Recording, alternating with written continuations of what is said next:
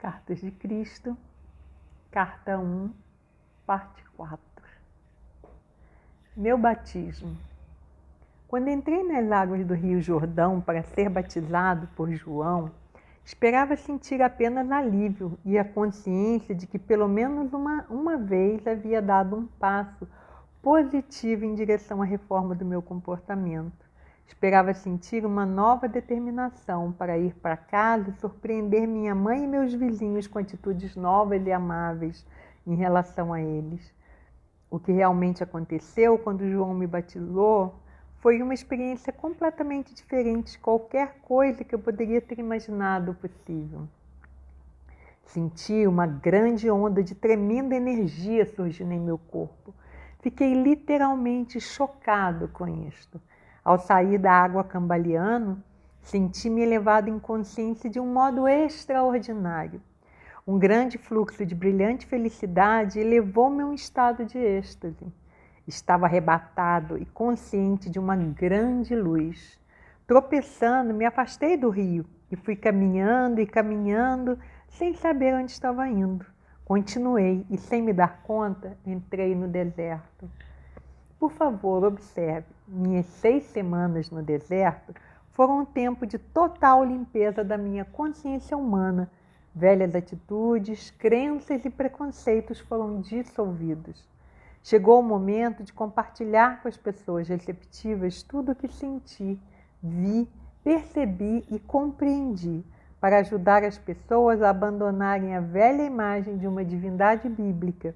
Evitarei me referir a Deus por essa palavra e vou usar uma terminologia projetada para ampliar a sua mente, para abraçar aquilo que realmente é, para além de toda forma terrena, cor, som, emoção e compreensão. Essa terminologia se tornará cada vez mais significativa na medida em que você for perseverando na meditação e na oração. O que eu senti quando estive no deserto? Fui elevado no interior de uma luz radiante e me senti maravilhosamente vibrante, vivo e com poder. Eu estava cheio de êxtase e alegria e sabia, sem dúvida alguma, que aquele poder era o verdadeiro Criador, da qual todas as coisas criadas haviam recebido seu ser.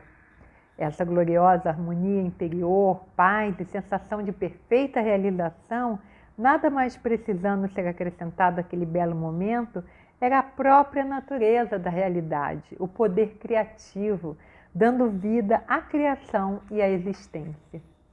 O que vi, compreendi e percebi quando estive no deserto. Fui elevado dentro de outra dimensão de percepção consciente que me permitiu ver a verdade com relação à vida e à existência. Vi lúcida e claramente que o que era real e o que era falso no pensamento do homem. Compreendi que aquele poder criativo que eu estava experimentando era infinito, eterno, universal, que preenchia todo o espaço além do céu, dos oceanos, da terra e de todas as coisas vivas. Vi que aquilo era o poder mental, era o poder criativo da mente. Não havia ponto onde não existisse aquele poder criativo da mente divina. Percebi que a mente humana originava-se da divina mente criativa, mas era somente uma vela iluminada pelo sol. Às vezes, minha visão humana era tão espiritualmente elevada que eu podia ver através das pedras, da terra e da areia. Estas, então, pareciam ser simplesmente minúsculas partículas de um brilho cintilante. Eu percebi que nada era realmente sólido. Quando eu tinha momentos de dúvidas de que aquilo pudesse ser assim, as mudanças no fenômeno deixavam de existir. E muito mais tarde eu descobri que meus pensamentos, se fortemente impregnados de convicção, poderiam causar mudanças no cintilar das partículas, coisa que a ciência chama hoje de partículas carregadas eletricamente, e, portanto, produzir mudanças na aparência da pedra ou de qualquer outra coisa que eu estivesse estudando. Foi naquele momento que compreendi o poderoso efeito que a convicção ou a fé inquebrantável tinha sobre o ambiente, ao exprimir um comando ou mesmo uma crença. E ainda mais impressionante foi a abertura da minha mente, a compreensão em consciência cósmica de que tudo que havia testemunhado era realmente o poder criativo da própria mente divina, tornada visível no cintilar das minúsculas partículas. Além disso, a aparência de tudo poderia ser profundamente afetada pela atividade do pensamento humano. Compreendi que não havia nada sólido no universo, que tudo que era visível estava manifestando um estado de consciência diferente, que determinava a composição e a forma do cintilar das partículas. Portanto, toda forma exterior era uma expressão da consciência interior. Compreendi que a vida e a consciência eram um e a mesma coisa. Era impossível dizer isto é vida e aquilo é consciência. A consciência era a vida e a vida era a consciência. E era o poder criativo de ambas, mente universal divina, mais além, dentro e por trás do universo. Compreendi que as pessoas davam grande importância à individualidade e à forma. Elas não podiam imaginar uma mente ou inteligência operando de modo efetivo, senão por meio da forma individual. Por isso, os judeus haviam criado uma imagem mental de um imenso ser humano, ser supremo, tendo todos os atributos positivos e negativos do ser humano. Desta forma, era possível para os profetas acreditarem em e falarem da ira de Jeová, ameaças e castigos, e da vinda de enfermidades e pragas em resposta à desobediência humana. Mas percebi que essas imagens mentais eram mitos, elas não existiam. Percebi que em qualquer dimensão da existência era a mente, a inteligência manifestada, que era o fator mais importante no que se refere à criação e ao homem em si. De modo que se deveria reescrever o Gênesis assim: antes da criação era a mente universal, o poder criativo dentro e por trás da criação em si. Tendo visto tão claramente, para além de toda discussão, que o poder criativo da mente universal estava em todo lugar, no infinito do céu e ativo dentro de formas terrenas, fui impulsionado interiormente a olhar ao meu redor. Olhei e vi apenas cascalho e pedra. Então, subitamente, me foi apresentada a imagem de uma bela paisagem, no qual crescia todo tipo de plantas, arbustos e árvores, aves sobrevoando as árvores e animais pastando na relva.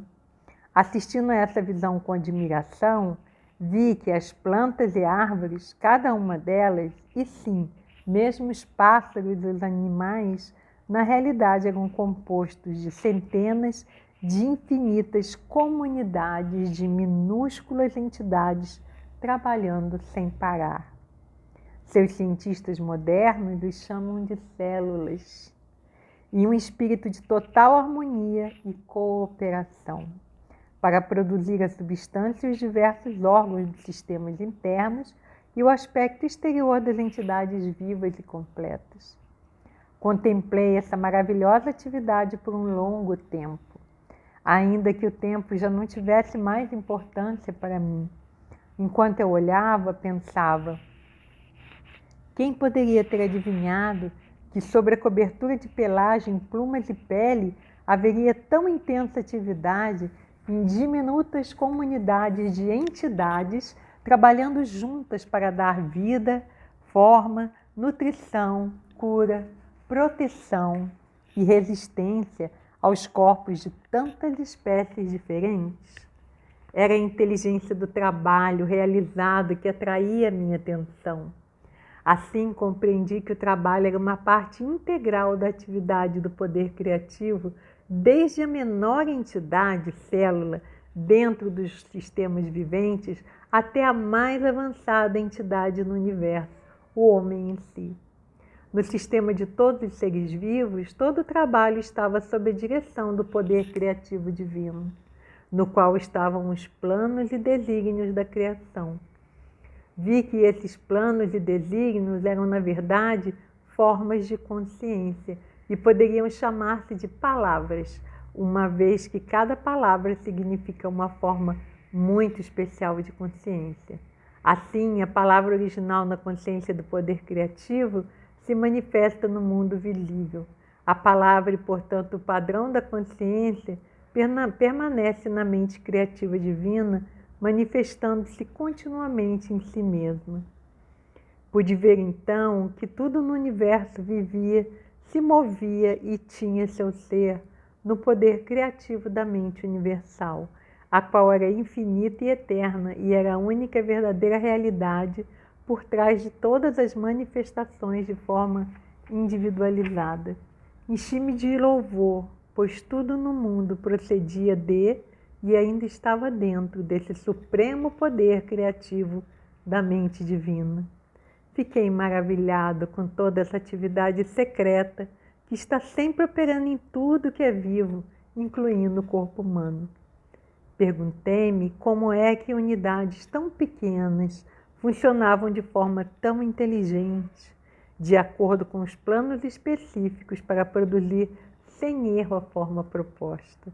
O tronco da árvore, as folhas, flores, frutos, insetos, pássaros, animais e o corpo humano. Compreendi com mais clareza ainda que o poder criativo era a própria fonte de toda a atividade inteligente no universo. Se o homem possuía inteligência, era somente porque a havia extraído da fonte universal de todo ser. Além disso, foi-me mostrado que o poder criativo divino sempre trabalha de acordo com certos princípios de construção exatos e fundamentais.